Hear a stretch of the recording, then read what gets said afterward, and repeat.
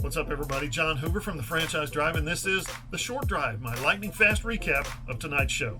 Today's big story of the day on the franchise, Thunder GM Sam Presti has a press conference during which he refuted Paul George's claim that George's trade was mutual. Presti said he only came to the conclusion to execute both the Paul George trade and the Russell Westbrook trade when it became obvious that he was going to get enough compensation in return. We dove into an interesting email I got this week about college football ticket prices. Georgia at $390 is college football's most expensive average home ticket price. By a lot, by more than $100 more than second place Michigan. Texas, by the way, ranks 8th in the country at $191 average ticket price. The Oklahoma Sooners rank 10th in the nation at $178. The OU-Texas game, meanwhile, is the third most expensive single game ticket in the country at a get-in price of $268. Which game is number one? I'm glad you asked. Georgia-Notre Dame, a minimum get-in price of $600.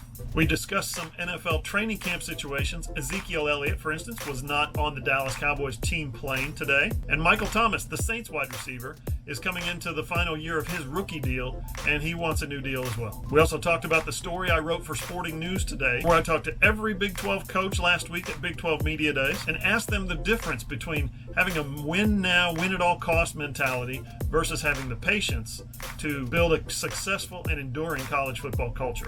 You'll recall that 40% of the head coaches in the Big 12 Conference are coming into their first year this year. But in talking to all 10 Big 12 coaches, from Lincoln Riley to Matt Wells, everybody had an interesting perspective. You can check that story out at sportingnews.com. We played an audio clip from Northwestern coach Pat Fitzgerald, who basically said the use of cell phones, he called it the root cause of college football's declining attendance. Listen, I agree with a lot of what Pat Fitzgerald said, including the part about spending time and interacting with your friends and family while you're at dinner, as opposed to staring at your cell phone. But in reality, I think setting up TVs in your man cave, so to speak, to watch college football games all day rather than fighting crowds and traffic and heat and, oh yeah, those ticket prices. That's a lifestyle change, not necessarily an addiction to technology. And that led us to a discussion about Freddie Kitchens with the Cleveland Browns opening up training camp to the dog pound, to the fans, which always begs the question, why are college football coaches so freaking paranoid?